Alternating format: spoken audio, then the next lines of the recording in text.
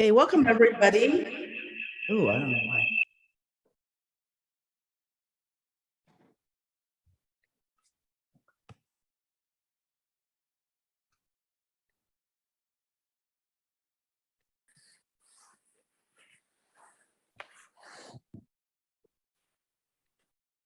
Okay.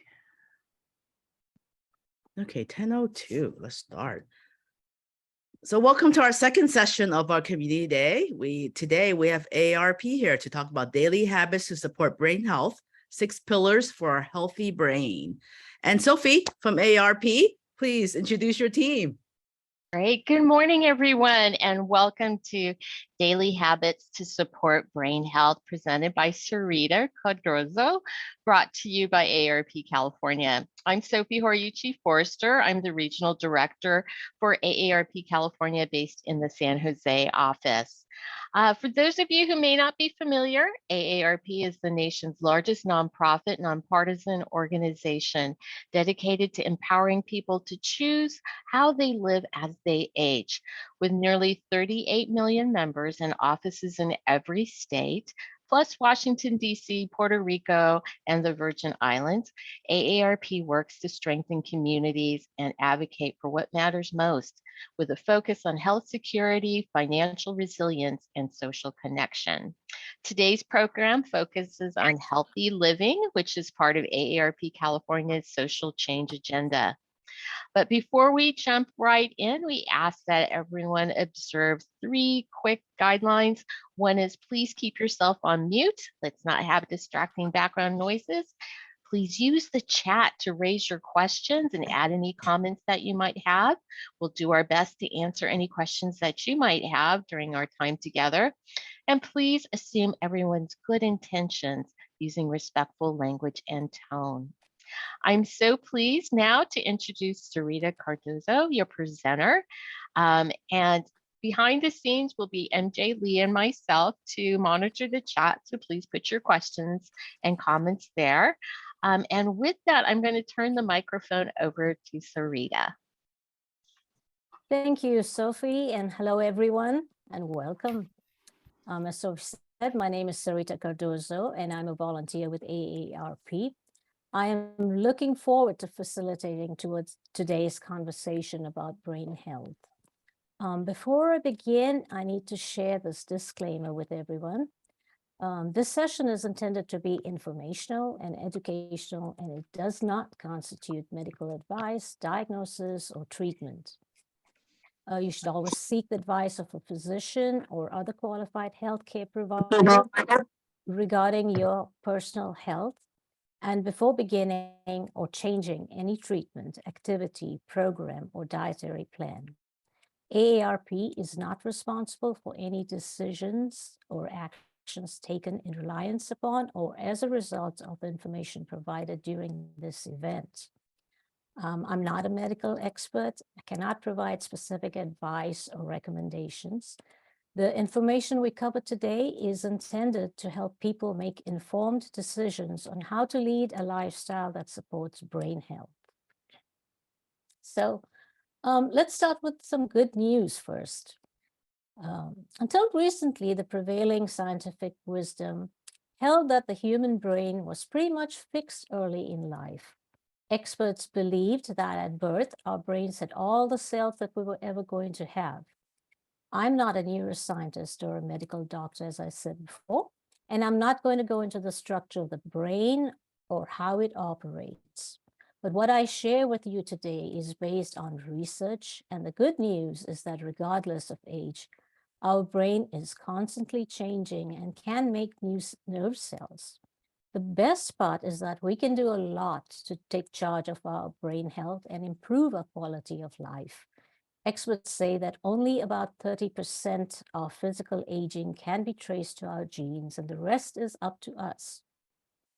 So during today's conversation, we will discuss these 6 daily habits for brain health, to have a good, healthy brain. The first one is be social, stay socially engaged. The second one is engage your brain. You want to keep learning new things. The third one is manage stress. You want to address the mental and physical effects of stress. Pillar 4 is ongoing exercise. Be active. Number 5 is restorative sleep. You want to sleep better to enjoy the restorative benefits of sleep. And the 6th habit you want to develop is eat right. Making healthy food choices have many benefits, and even small changes can contribute and support your brain health. As Sophie mentioned earlier, let's have a few ground rules. We're going to open the floor so everyone has an opportunity to share, and we can all learn from each other. Remember to keep yourself on mute. If you're on Zoom, you have a little icon with a speaker kind of thing where you can click on it and keep yourself on mute. Kindly silence your cell phones. And because of the material, we have a lot of material to cover over here. I'm going to run through the slides presentation, and then I will stop midway, and MJ or Sophie will let me know if there are any questions in the chat, and then we will proceed, and we'll have time for questions at the end as well. So, and with that, let's carry on. So why is brain health more important than ever? Well, living a lifestyle that supports brain health is important because people are living longer. And as people live longer, the risk for cognitive decline increases. And so we want to be in good health to enjoy these extra years and the experience that we find in them. Since we are living longer, the prospect of skyrocketing healthcare costs should give us additional incentive to live as healthily as we can for as long as we can. And then current brain research shows that we can grow new brain cells throughout our life, and how a brain healthy lifestyle can optimize our chance of maintaining cognitive health. So it's a good idea to stay healthy and do what we can to maintain a healthy brain. So the first daily habit that we can develop is staying socially engaged. While we may not be able to gather in person due to the ongoing pandemic, there are many ways to stay connected, like over the phone or events through video chat platforms like FaceTime and Zoom. Studies suggest that people who have good social networks live longer and are physically and mentally healthier than people who are socially isolated. Connecting with other people is stimulating and challenging and often adds meaning and purpose to our lives. In fact, experts say social connectedness is a key predictor of health and independence in later years. So stay socially engaged with your friends, with family, and community. In 2020, during the height of the pandemic, a study with support from the AARP Foundation, the National Academies of Sciences, Engineering, and Medicine, called Loneliness and Social Isolation Linked to Serious Health Conditions, found that social isolation can lead to loneliness in some people, while others can feel lonely without being socially isolated. It also found that there are health risks associated with loneliness, and a quite serious one is that social isolation was associated with about a 50% increased risk of dementia.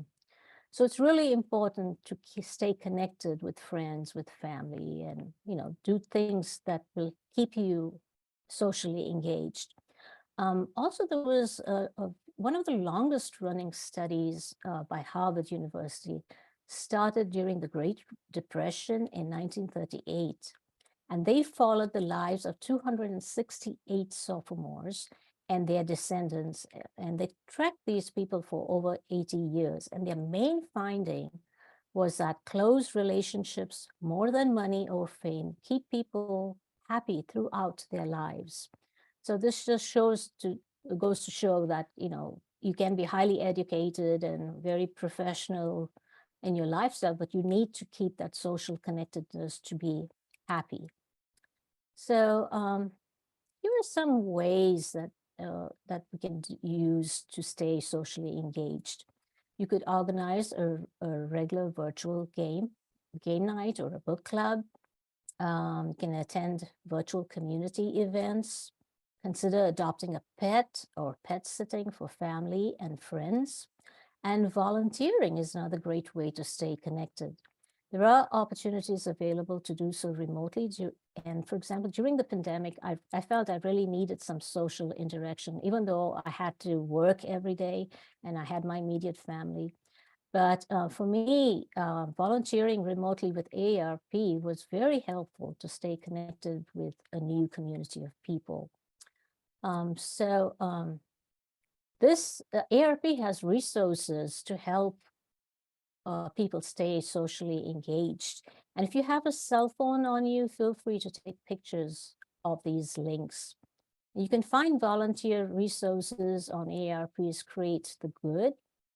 Another way to stay connected is to check out the AARP Virtual Community Center, where you can find a wide-ranging interactive events and classes, which are just for fun. And then also, importantly, if you or someone you love is feeling isolated or anxious during these times, hearing a friendly voice on the phone may help. And you can request a call from AARP's Friendly Voices program.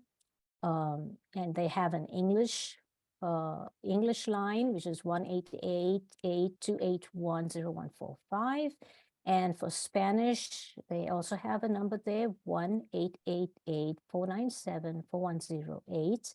And this service is available between 9 a.m. and 5 p.m.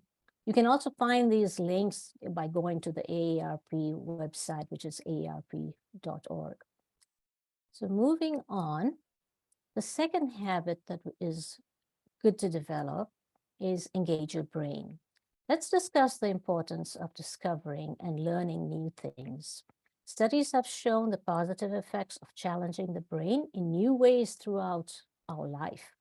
Our brain is stimulated and makes new connections when we learn new things or pursue new interests. So stay curious.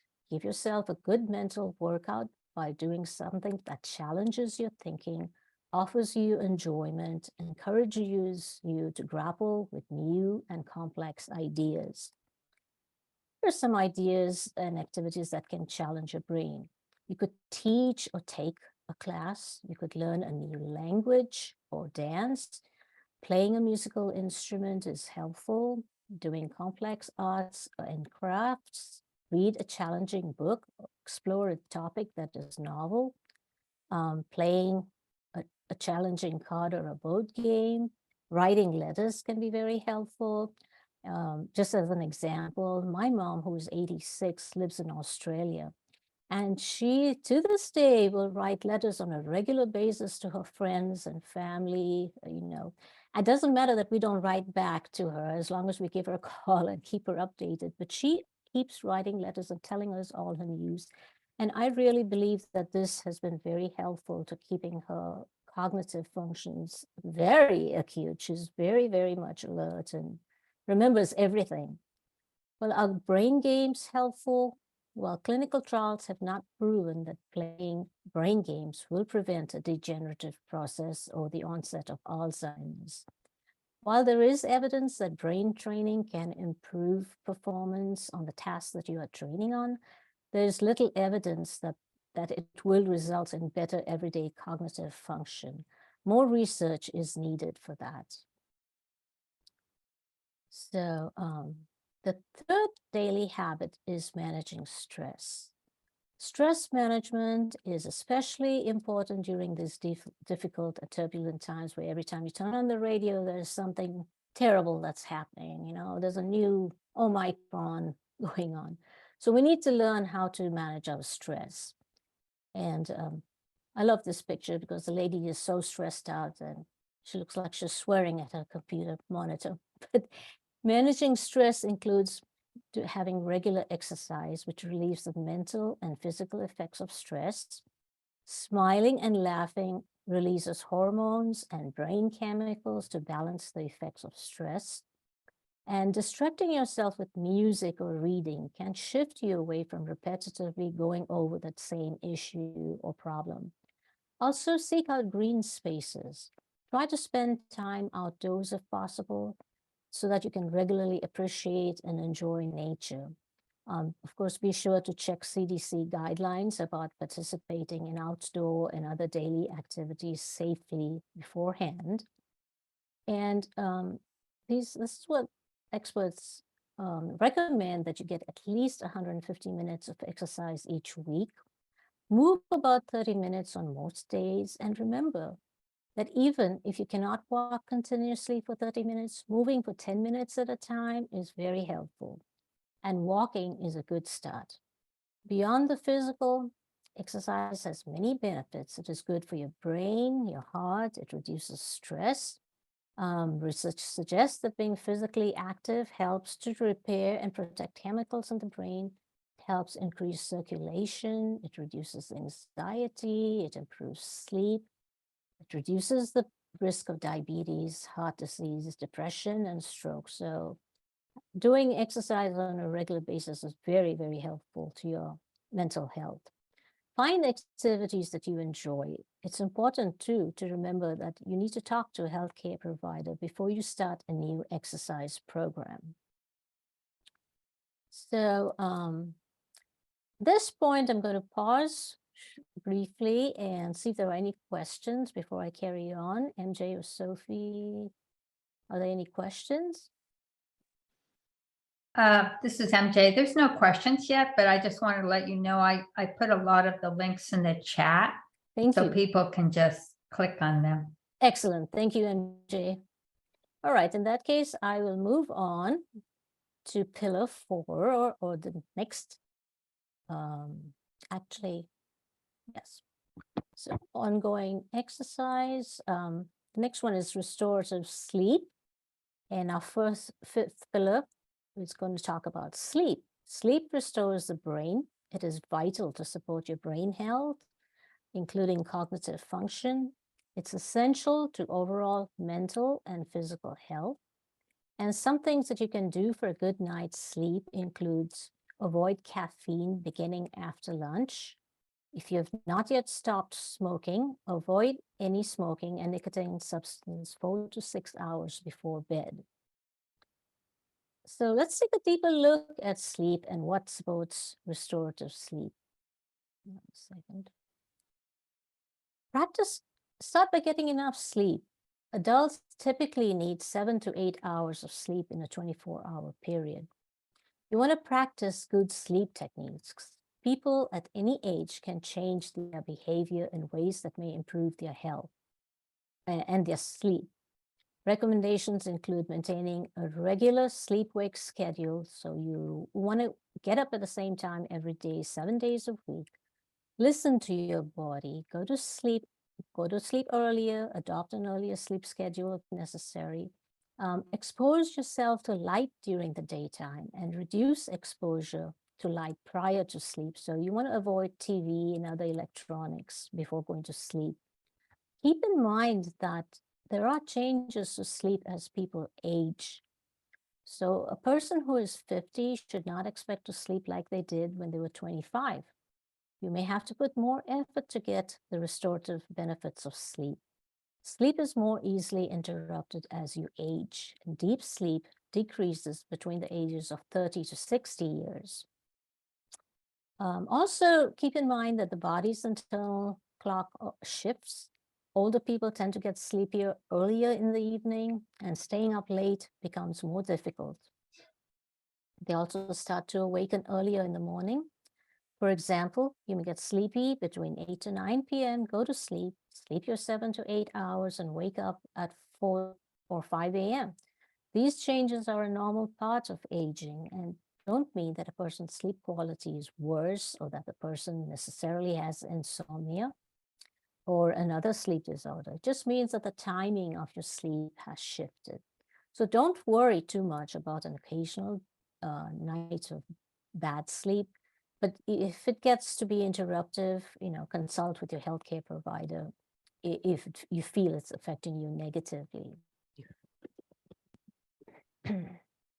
So here are some things that you can do that may help you get better sleep and enjoy its restorative benefits.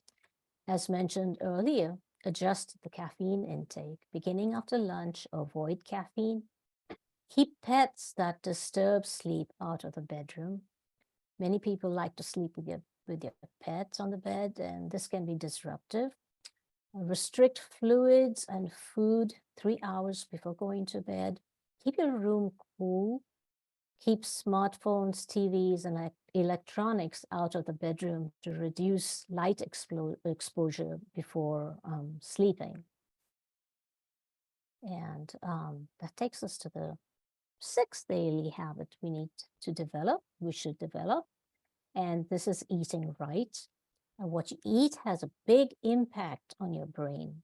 And although no specific diet has been proven to maintain or improve brain health, studies have found that certain eating plans help cognition.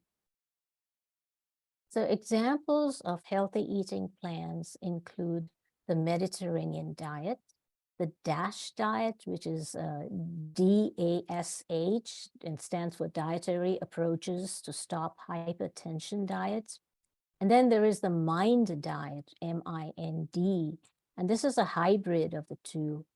MIND stands for Mediterranean Intervention for Neurodegenerative Delay.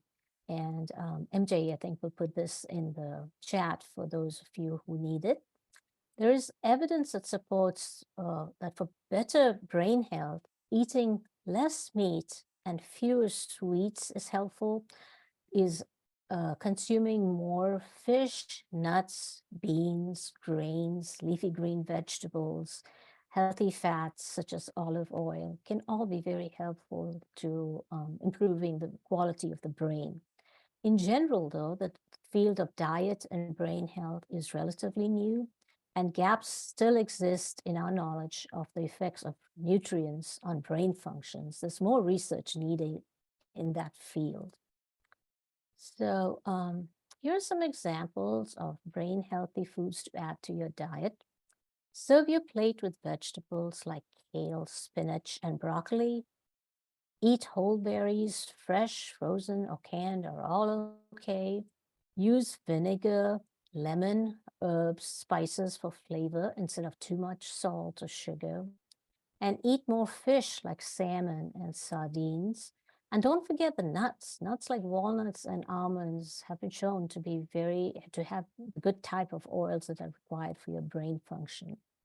Before I proceed, MJ, any questions that I need to address? Oh, no questions yet. Well, actually, I take that back. TYC had a question that Sophie answered. He wanted Okay. a little more information on the AARP friendly voice. Okay. Thank you. All right. In that case, I will proceed. So our talk today would not be complete without listing some of the risks or the threats to brain health. And we'll talk about these. Some of the risks to brain health include smoking, which increases the risk of heart attack and stroke. Depression doubles the risk for cognitive decline. Depression is not a normal part of aging, so seek treatment if you have symptoms of depression. Certain medications, including antihistamines, sleep aids, and some antidepressants have been shown to increase the risk of dementia. So tell your healthcare provider about the medications you are taking, including over-the-counter products, to rule out potential problems. Diabetes. Diabetes damages blood vessels throughout your body, including your brain. It also increases the risk of heart disease, memory problems, and Alzheimer's disease. Hearing and vision loss are linked to trouble with thinking and memory. So think of your eyes and your ears as sensory extensions of your brain. See a healthcare provider if you're experiencing hearing loss or vision impairment. And heart disease increases the risk of heart attack and stroke. So here are some tips for improving memory. It's very normal for your memory to not be as good as you age, but you can do things to help improve your memory. For example, you can establish a routine. Put everyday items in the same place so they are easier to find. Hang your keys in the same place. Put your glasses in the same spot, etc. Also, pay attention. Pay attention to the information you want to remember. It sounds like common sense, but concentration is key. Practice self-talk to maintain focus. Say, I'm going to check the dryer repeatedly while you walk toward the laundry room. Then you won't be distracted by the lint on the carpet and instead go to the closet to get out the vacuum. So pay attention to what you're doing. Also avoid multitasking. It's far better to focus on one thing at a time. Use self-talk, write down your list of things to do, check it often, and stick to it. And remember to take breaks. Tension and stress are associated with memory lapses. Managing stress can help improve your memory. And use calendars, reminders, and alarms. The mind, remember, the mind is for having ideas, not holding them. Clear the mind, use calendars, reminders, and alarms to your advantage. And at this point, I'm going to play a little video which will talk about how you can plan your day and what a healthy, brain healthy behavior would look like. Hope it works. Here we go.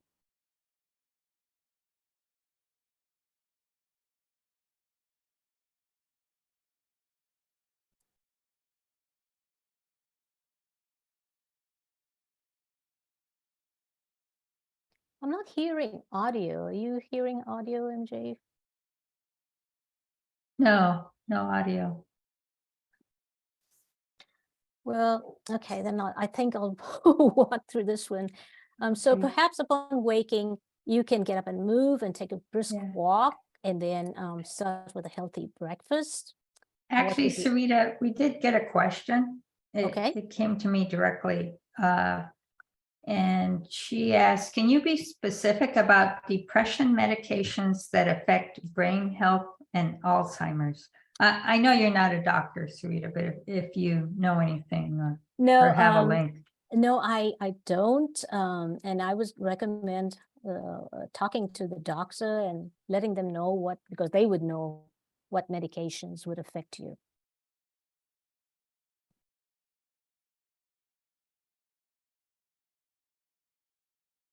So we're going through all the processes we just discussed about exercise.